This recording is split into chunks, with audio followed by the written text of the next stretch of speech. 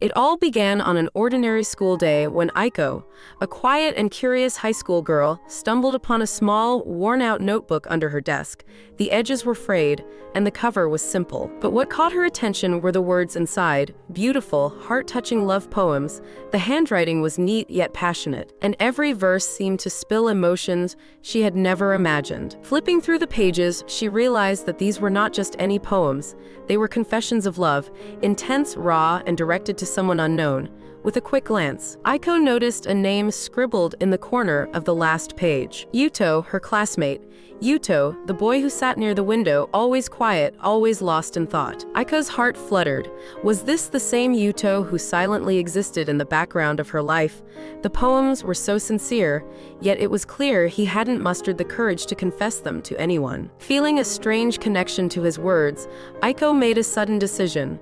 She would respond to the poems anonymously. That night, with her own notebook in hand, she poured her thoughts onto the page, crafting her reply with the same tenderness Yuto had shown. She thanked him for his words, telling him how they moved her, how they felt like a secret she was lucky to uncover. But she didn't sign her name, only left the letter under his desk, hoping he would find it. The next day, Yuto discovered the letter.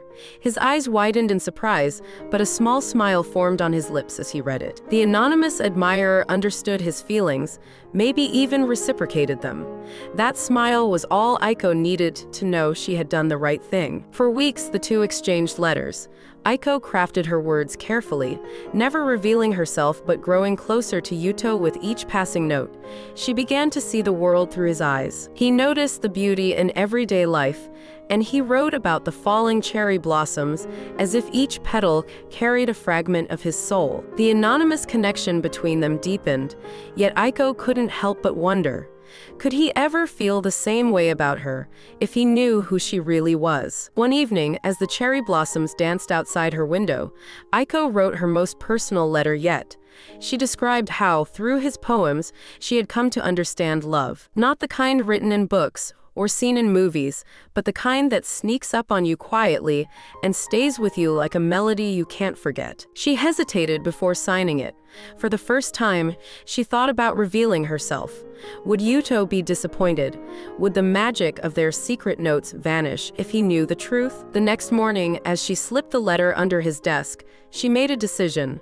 She would give him the choice. In the final line of her letter, she wrote, "If you want to know who I am, meet me under the cherry tree after school." The entire day felt like an eternity for Aiko.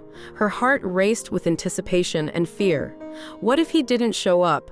Or worse, what if he did and didn't like what he saw? As the final bell rang, Aiko made her way to the cherry tree, her heart pounding louder with each step.